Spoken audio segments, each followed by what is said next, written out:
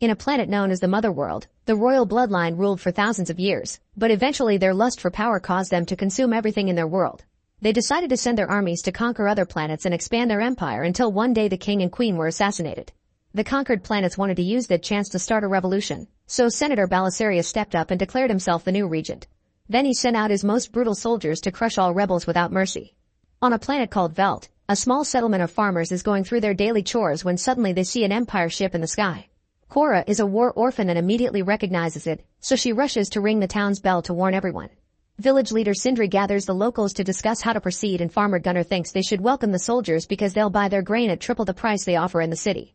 Cora immediately disagrees, explaining that the Empire just takes everything they need by force and only leaves destruction behind. An argument ensues, but before they can reach a conclusion, the Empire ships land near the village.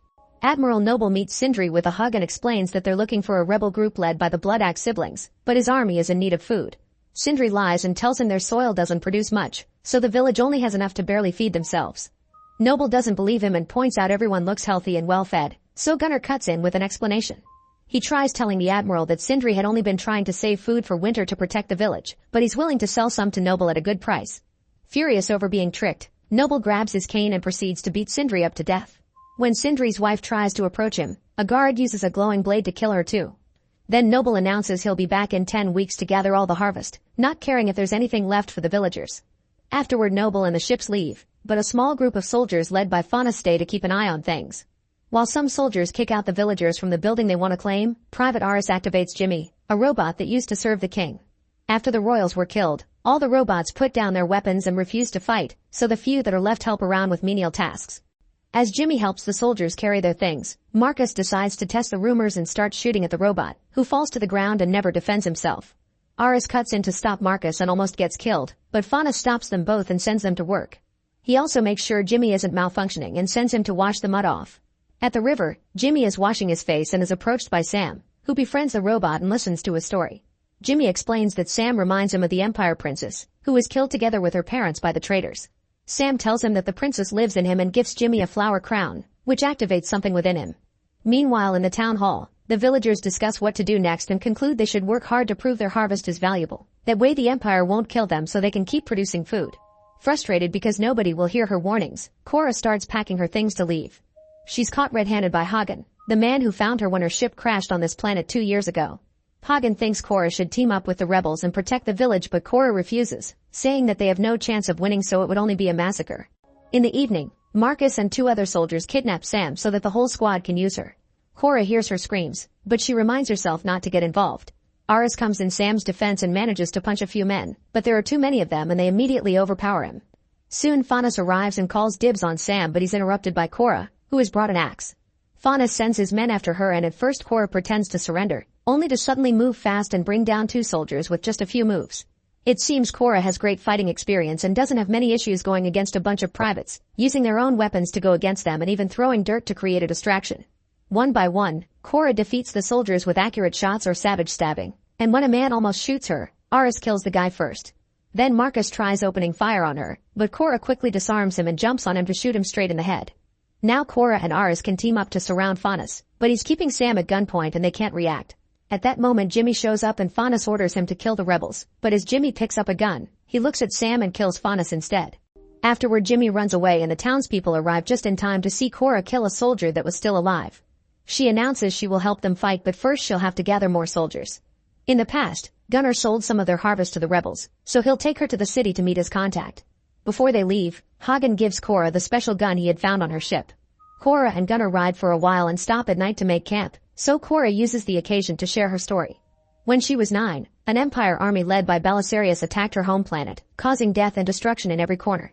Her people had tried to fight, but this only made Belisarius get more violent. One evening, Cora managed to steal a gun only to be found by Belisarius, who came up close to taunt her. Cora was too young and couldn't bring herself to kill a person, so Belisarius killed her family and kidnapped her to take her under his wing. In the next few years, Cora was trained in Motherworld culture and became part of their army. The higher-ups encouraged their soldiers to find a lover so they would have something extra to fight for, and Cora lost hers during the war. Devastated, Cora fought so hard for revenge that at 18 she already became commander. All those years, Cora was just another pawn of their brainwashing, and she destroyed thousands of towns in the name of the same people that killed her family. The next day, Cora and Gunnar make it to the city and are upset to discover that bounty hunters have captured Gunnar's contact. Gunnar has no other way to get to the rebels, so Cora concludes they'll have to find the legendary General Titus first and then look for the rebels. Then the duo enters a tavern, where a disgusting alien thinks Gunnar is Cora's slave and tries to buy him, crossing a line into getting too handsy. Cora tries to tell him to leave and the guy gets aggressive, so she immediately overpowers him and throws him against a table. The alien quickly runs away while the mysterious Kai watches from the shadows. Suddenly Cora announces that she's looking for Titus, hoping anyone may have information. A small alien uses a human body to speak and informs Cora that Titus is fighting in the Colosseum on a planet called Pollux. This means they'll need a ship to fly there. At that moment the disgusting alien comes back with 3 bodyguards seeking revenge. A gunfight immediately starts and the people in the tavern run to hide while Cora exchanges shots with the bodyguards, running around to kill them one by one. Gunnar tries to fight the alien but his punches don't do much. Thankfully Cora knocks the alien down before he can kill Gunnar. Then she turns around to kill the last bodyguard and the alien tries to attack her from behind, but Kai cuts in and shoots him first. Afterward Kai empties the dead guy's pocket and offers his ship to take the duo to Pollux, accepting the little money they have to offer. When they take off, Kai tells them he knows of a warrior who may help them, so they agree to stop at a different planet first. Gunnar never left his world before and is amazed to see the ship flying through space. Meanwhile in the Empire's main ship, Noble is having a smoke by connecting the pipe directly to his body. A soldier comes to inform him that the bounty hunters have captured an informant, so Noble orders him to bring the guy to him and then goes back to his tentacle lover. Sometime later, Cora's group makes it to Noi Wodi and meets with rancher Hickman, who has a slave called Tarek. In the past, Tarek fought against the Empire too, but he was captured and made a slave. He would love to fight again, but he owes Hickman a lot of money for his freedom. At that moment Hickman offers a bet. If Tarek can tame a beast known as Benes then he's allowed to leave. If he can't then Cora and the guys must become his slaves too. They accept the bet and Tarek approaches the Benes, who violently shakes its body trying to get the chains off.